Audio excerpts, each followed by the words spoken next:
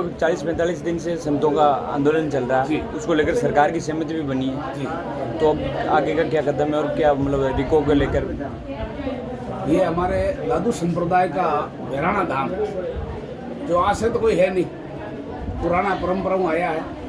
और वहाँ पर अभी ये बीजेपी की सरकार है जो एक रिको आवंटन किया है, तो उनकी मंशा पहले तो 400 बीघा में थी, तो भाई 400 बीघा में रिको लगाएंगे। लेकिन वहाँ पर क्या है, प्लॉटों की मांग बढ़ गई और भी क्योंकि राजधानी नज़दीक होने के कारण है, कुछ प्रॉब्लम बढ़ाने के कारण उन्होंने थोड़ा सा बढ़ा दिया एरिया बढ़ाने के कारण संतों के अंदर थोड़ी सी आक्रोश हो गया कि भाई ये महापुरुषों की हमारे संस्कृति धरोहर संत महापुरुषों की जगह बचेगी, तो आज ये भारत की भूमि संत महापुरुषों के कारण ही बची हुई है। यहाँ पर ही शांति है और विदेशों में कोई शांति नहीं है। जो हम देश और विदेशों में भी जाते हैं तो शांति, एक भारत में शांति प्रिय देश है और वही संतों के कारण, क्योंकि आग लगी आकाश में जल पड़े अंगार, ये संत नहीं होता रे संत दास, ये जल मरता संसार। और संतारे कारण और संसार बचोड़ो है। तो बहराना धाम पर विशेष संत महापुरुषों ने आंदोलन चल रहा है, 45 महीना हो गया लगभग। और उस आंदोलन में एक बार मैं भी गया था और वहाँ पर एरिया देखा तो वहाँ पर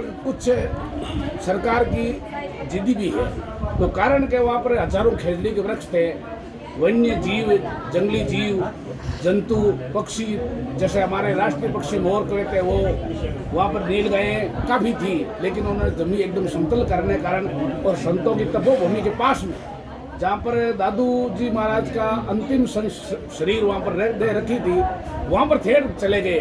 तो संतों ने थोड़ा आक्रोश हुआ और उसके बाद में अभी 27 तारीख को पिछली मई को लगभग हमारे राजस्थान के नागौर जिले के सांसद सुप्रीमो हनुमान जी बेनीवाल के नेतृत्व में बहुत बड़ा एक आंदोलन महासभा वहाँ पर हुई और सरकार ने वहाँ पर अब जो कार्य है वो पूरा रुकवा दिया है। और मैं सरकार से यही अपील करना चाहता हूँ कि भाई संतों के द्वारा ये हमारा देश बचा हुआ है, संत है, गाय है, तो इसके लिए गोचर भूमि छोड़ रही है।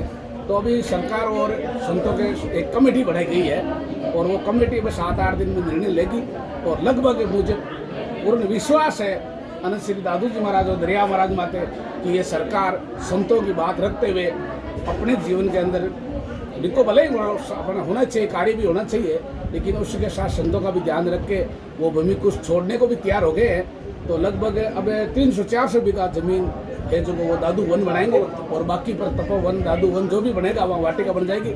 और सरकार ने भी ये सहमति दी है कि भाई इस वृक्ष लगाओ, गोचर भूमि छोड़ दी जाए, गाय है, कोई बेवी चर सके, वहाँ पर कोई निर्माण नहीं करे, वो भी नहीं करे और संत महात्मा भी नहीं करे। तो संत महापुरुष तो पहले भी कहे भाई हमारे को वन ही चाहिए और संत वन में रहते हैं, तो ये अच्छा ही काम होगा सबके लिए। और भगवान से प्रार्थना करें सबको सद्बुद्धि दे।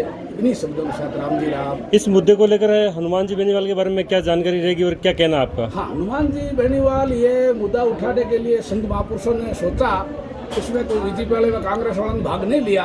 तो संत महापुरुष हमारे सांसद नागौर के हनुमान जी बेनीवाल है, वो कोई जाति बाति की बात नहीं है यहाँ पर, और वो हर मानव के दुख में काम आने वाला आदमी है। कई लोग उनके ऊपर अच्छी हरकतें भी करते हैं कि भाई ये राजनीति कर रहे हैं या अपने वोटों के लिए कर रहे हैं, लेकिन उनका कोई स्वार्थ नहीं है। ये संतों के कोई न कोई आश्रय लेना ही पड़ता है किसी का।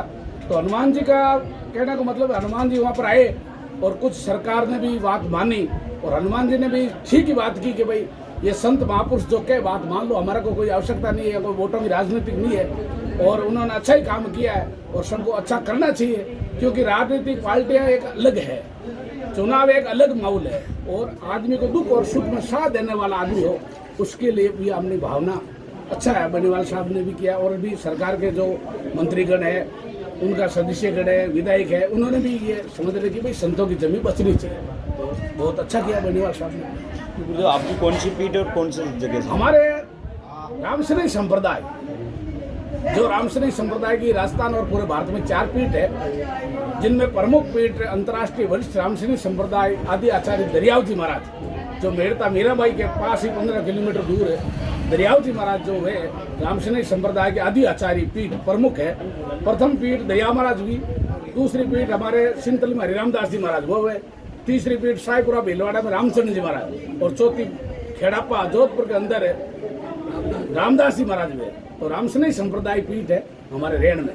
और हमारे करीब रैन संप्रदाय के 170 संत है, 150 पूरे भारत में रामद्वारे फैले हुए सब संत रहते हैं। जैसे हमारे सुखदेव जी महाराज हमारी कथा करते हैं, ये भी हमारे रैन संप्रदाय से जुड़े हुए बड़े बड़े संत, हमारे पांचाराम जी महाराज है, सभी संत 150 रामद्वारे सब संत रहते हैं। और अच्छा हमारे पीठ के द्वारा गौशाला का संचालन होता है, गरीब विद्यार्थियों को पढ़ाई के लिए पढ़ाई की हम भी करते, फीस भरते हैं। और मेड़ता तहसील में जितनी भी स्कूल हैं उनमें हमारे ट्रस्ट के सहयोग से सब स्कूलों में प्याउए का निर्माण हमने करवाया। मेड़ता तहसील का पूरा जमा लिया हुआ है। और रेण स्कूल में हमारे राजकीय PM श्री स्कूल है बाजी में, उसमें भी हमने 15-20 लाख रुपया ट्रस्ट के द्वारा लगा के उसको कैमरा लगाना, उसका निर्माण कराना, बच्चों को पढ़ाई कराना, गरीब लोगों की सेवा करना, ये संतों का काम है। तो बहुत सुंदर